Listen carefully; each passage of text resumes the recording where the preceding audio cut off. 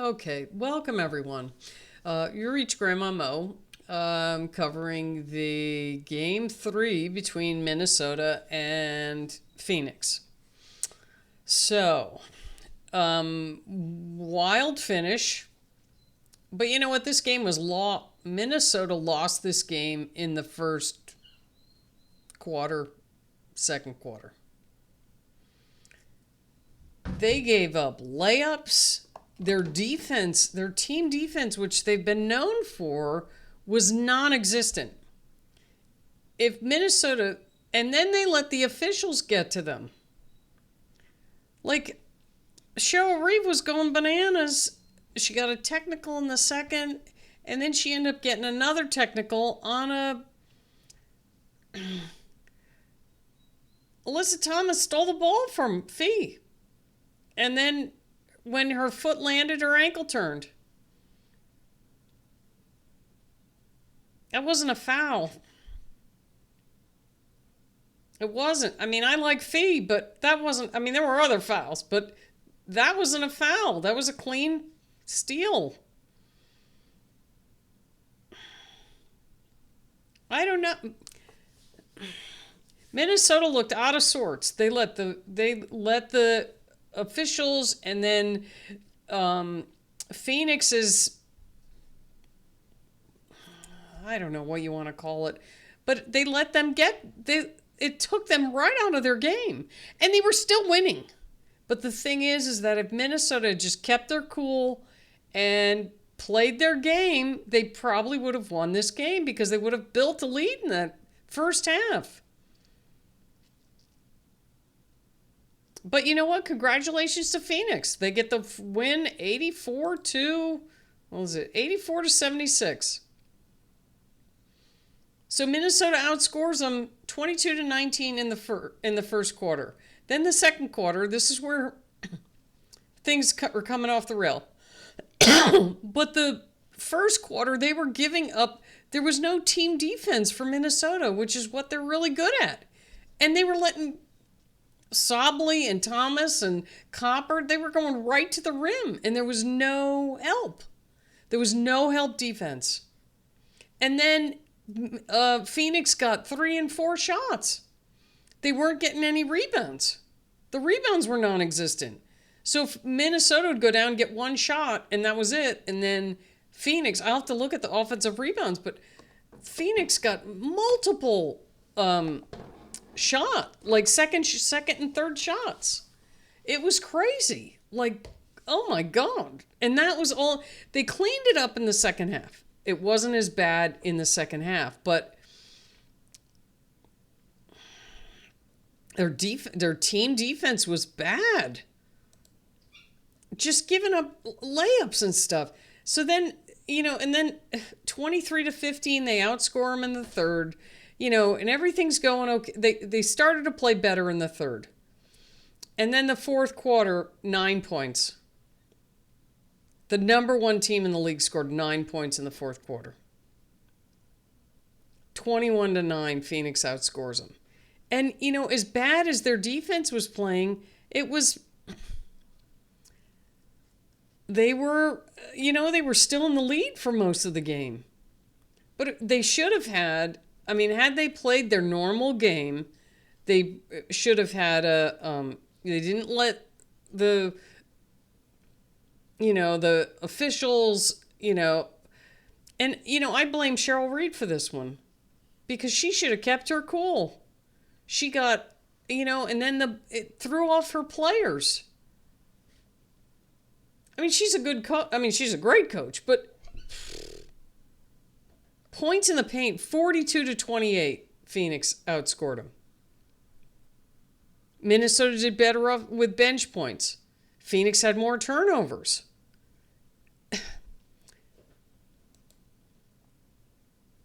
I don't know. Phoenix played well. But there was second and third chance points for them that kept them in the game in the first half. That Minnesota should have just no boxing out, no rebounding. second and third chance points. So you had Sabali with 23 points, Thomas had 21, Copper had 21, and then everybody else was, let's see, Cole McConney had 8, and then you had Whitcomb with 4, Bonner with 4, and Catherine Westfeld hit a 3. So, let's see here. Copper was shooting great. She shot 69% from the floor. Alyssa Thomas shot 50%. Sabali was 2 for 4 from 3, and she was 45% overall. But I don't know. And then the other thing, they had Courtney Williams on Copper. There's a 5-inch difference there. I mean, they switched it later, but they put Fee on her instead and switched Kundalikova on Thomas. Excuse me, but I mean, that was killing them when Copper was in there. I mean, Courtney Williams is a great player, but she's too short to cover Copper. So just, this one's on Cheryl Reeve. Just not good. Well, part of it's on Cheryl Reeve. She threw them her own outburst, about the foul in the second quarter. But her team, they're veterans. They should have held it together, and they just didn't. You could see them. They were out of sorts in the second quarter. And the thing is that they still, Phoenix didn't get a big lead on them or anything. I think they were down 4 at halftime. And, geez, it was surprising because usually Minnesota's pretty calm and cool, collected, and they let this game get away. And in Phoenix's corner, they took advantage, and they went with it. And I don't know. So Collier had 17 points. She got, her ankle turned pretty good. But ankles are funny. It's like, with some rest and taping them up. I mean, that was a pretty severe ankle turn. But I've sprained my ankles plenty of times. And sometimes, you can kind of just shake them off and tape them up and go right back at it. I mean, we'll see. That looked pretty bad. And she was pretty upset at the end of the game there. But, I mean, it was an emotional game, so, hopefully she's okay. Cheryl Reeve said something about a fracture, but I don't know if you could even determine in that short a time that there's some sort of fracture there.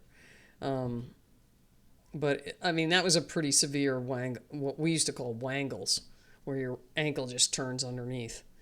And I don't know if it's the same ankle she injured earlier that kept her out for a couple of weeks.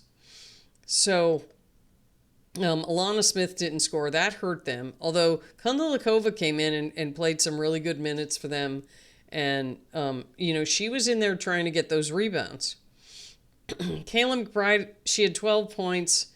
She didn't shoot well. She was 30%. She was 2 for 6 from 3. Courtney Williams, 14 points. She was 6 for 16, 2 for 5 from 3, which is, she shot better from 3 than 2. And then Heidemann played well. Heidemann was getting by the defender, and she got some layups. So that was a good, much better than the last game. She didn't play. She didn't score much in the last game. But you had players, Kundalikova had 8 points. She was 4 for 6. She got 6 rebounds. But Shepard didn't score, and Smith didn't score. And, they need them to score down low. And they just were not getting that. And, Phoenix took advantage. And, they shot well. Let me see what the team shooting percentages were.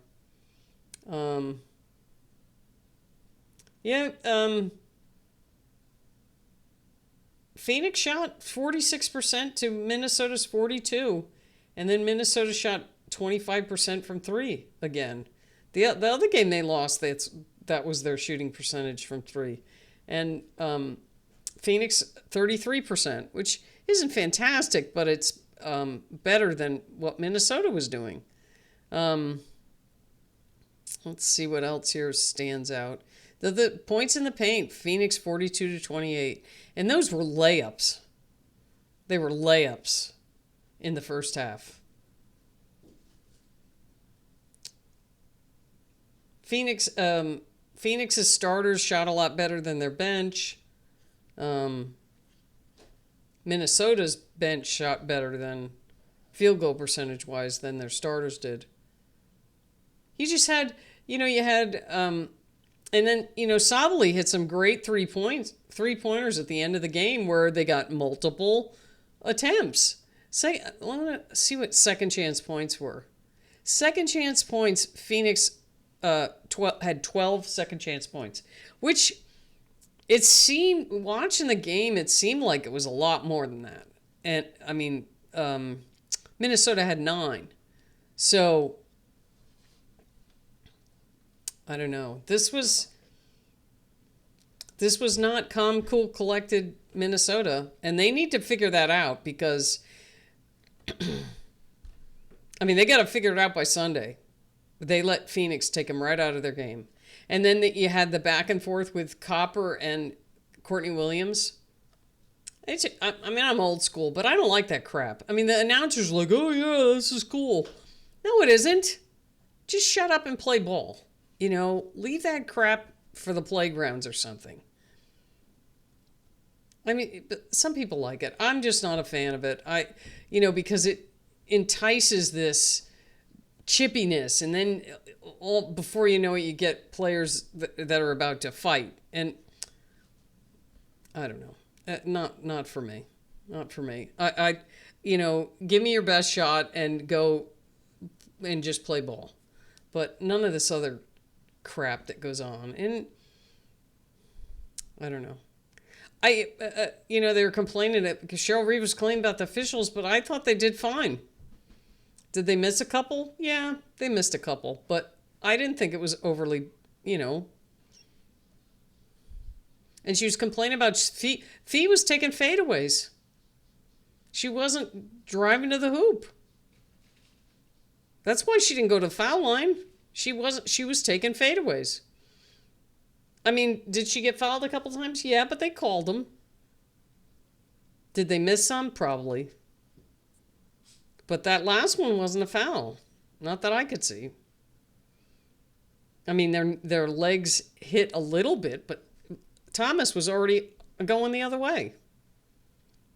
So, I don't know. I would just like to see a better Minnesota because this was not the Minnesota team that was playing all year long.